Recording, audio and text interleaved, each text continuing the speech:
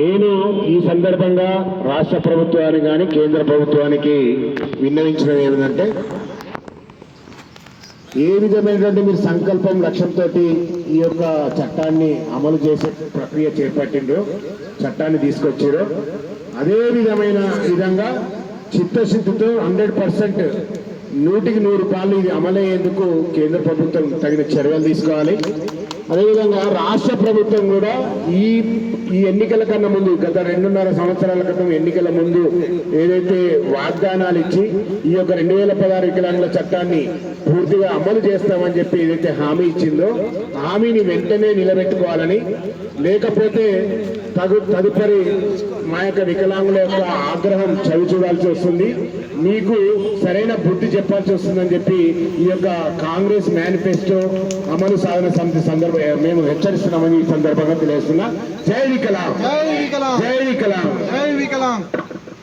ఈ సమావేశాన్ని ఉద్దేశించి శ్రీనివాస్ గౌడ్ గారిని ఒక నిమిషం మాట్లాడవలసిందే కోరుచున్నాం. అందరికీ నమస్కారం. ఈరోజు విశ్వవిద్యాలయ వికలాంగుల ఫోరం ఆధ్వర్యంలో వికలాంగుల హక్కుల చట్టం 2016 అమలు దినోత్సవం సందర్భంగా ఉస్మానియా గడ్డ మీద ఈరోజు ఈ ప్రోగ్రాము 2016 వికలాంగుల హక్కుల చట్టాన్ని వచ్చినందుకు ఈ ప్రోగ్రాం గౌరవ అతిథులు కాంగ్రెస్ మేనిఫెస్టో అమలు సాధన సమితి సభ్యులు, దానికి చైర్మన్ అయినటువంటి మన నాగభూషణం అన్న గారికి ప్రత్యేక ధన్యవాదాలు తెలుపుతా ఉన్నాం. ఒకటే, ప్రతి ఒక్క రాష్ట్రంలో ఉన్నటువంటి ప్రతి ఒక్క దివ్యాంగులు కూడా 2016 వికలాంగుల చట్టం ప్రతి పోలీస్ స్టేషన్లో అమలు అయ్యే విధంగా మీరు వికలాంగులకు ఎక్కడ అన్యాయం జరిగినా కూడా మీరు వెళ్ళి మాకు 2016 దివ్యాంగుల చట్టం అనేది ఉంది, మీరు 2016 దివ్యాంగుల చట్టం ప్రకారం మీరు కేసు మీరు పెట్టాలని చెప్పి మీరు ఫైట్ చేయండి.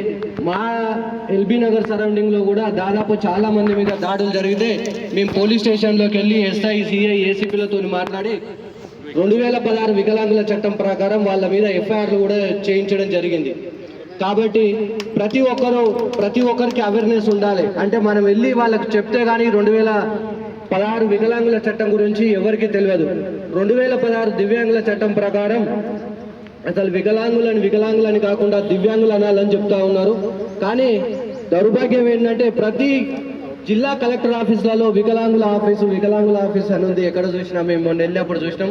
దాన్ని వికలాంగులు కాకుండా దివ్యాంగులు అనాలని చెప్పి 2016 దివ్యాంగుల చట్టంలో కూడా ఉంది. దాన్ని మోడీ గారు 2016లోనే మనకు దీన్ని వికలాంగులు కాకుండా దివ్యాంగులుగా మీరందరూ ఉండాలని కోరడం జరిగింది.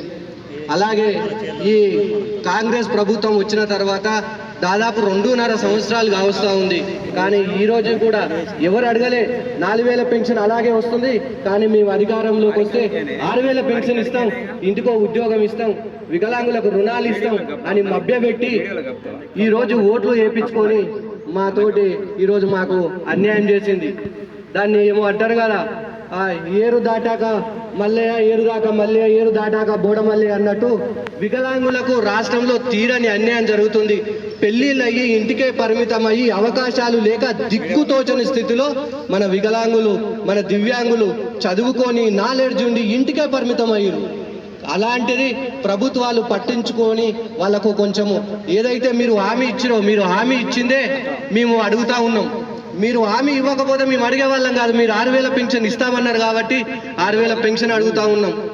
సమన్యాయం కోరుతా ఉన్నాం. మీరు ప్రజాస్వామ్యంలో వికలాంగులకు మేము పెద్ద పీట వేస్తున్నాము, అందరికీ అవకాశాలు ఇస్తున్నామని చెప్పారు. కానీ మీరు తక్షణమే వికలాంగుల మేనిఫెస్టో సాధన సమితి అధ్యక్షులు చెరుకు నాగభూషణం అన్న